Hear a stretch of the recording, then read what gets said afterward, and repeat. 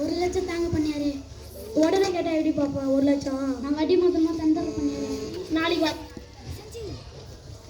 Please பண்ணியாரு. நாளைக்கு தரேன். நன்றி பண்ணியாரு. பண்ணியாரு பணம் தரேன். இந்தாப்பா. நன்றி பண்ணியாரு. ஓகேப்பா.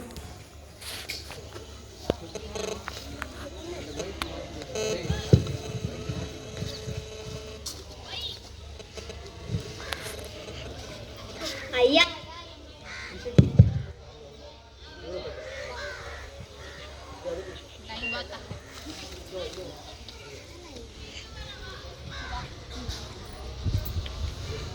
ஐயா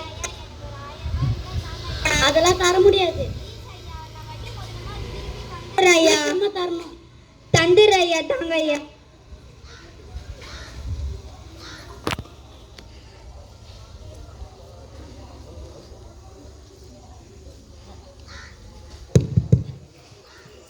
டேய் நம்மளாண்ட 1 லட்சம் வாங்கினாலடா. அவன் ஆளையே காணும். உனது காசு வர வார்த்தைங்கான்டா. அவனை போய் கூட்டினு வா. உன்னை பண்ணியாரு வர சொன்னார்ரா. டேய் உன்னாண்ட 1 லட்ச ரூபாய் தான் நீ தர சொன்னிடா. ஒன்றும் ஆளை தர முடியாது பண்ணியாரு. எனக்கு தர முடியாது வேணாம். 1 லட்ச ரூபா தான் வேணும். ப்ளீஸ் பண்ணியாரு. மன்னிச்சு விட்டுரும் பண்ணியாரு. சரி போனா போது உன் குடும்ப கஷ்டத்துக்காக மன்னிச்சு விட்டுறேன். நன்றி பண்ணியாரு.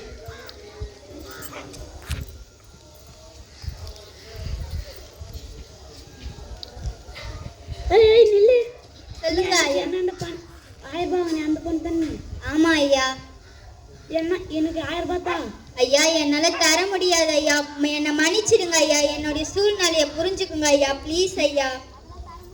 ஐயா என்னை மன்னிச்சிடுங்க ஐயா. ப்ளீஸ் ஐயா. கொஞ்சம் என்னை மன்னிச்சு விட்டுருங்க ஐயா. தர வரைக்கும் என் வீட்டில் வந்து வேலை செய்ய ஐயா. விடுங்க ஐயா. விடுங்க ஐயா. பணியாரு பணியாரு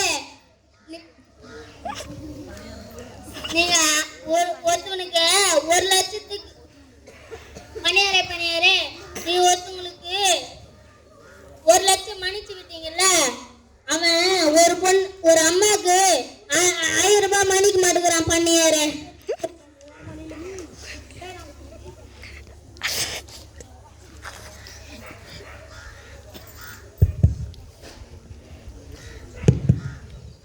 நம்மளாண்ட 1 லட்ச ரூபாய் வாங்கினாலடா. அவனை வச்சு விட்டல. அவன் வந்து ஒரு அம்மாவுக்கு 1000 ரூபாய் கூட மன்னிக்க மாட்டான். அவனை போய் ஃபர்ஸ்ட் கூட்டணும்டா. நீ வாடா. டேய் நான் உனக்கு 1 லட்ச ரூபாய் மன்னிச்சல. எதுக்கு அந்த அம்மாவுக்கு 1000 ரூபாய் கூட மன்னிக்க மாட்டேன்? அது வந்து எனக்கு அதெல்லாம் வேணாம். எதுக்கு? டேய் இவனை பிடிச்சி நம்ம வீட்டு வேலைக்கு போடுறான். 1 லட்ச ரூபாய் தர வரைக்கும் நீ வாடா. டேய் நீ 1 லட்சம் தர வரைக்கும் எங்க வீட்டில் வேலை செய்யணும். இந்த கதையோட கருத்து என்னன்னா, ஆண்டவர் இயேசு எங்களை மன்னிச்ச மாதிரி நீங்களும் நாங்களும் ஒவ்வொருவரும் தப்பெல்லாம் மன்னிக்க வேண்டும். நன்றி.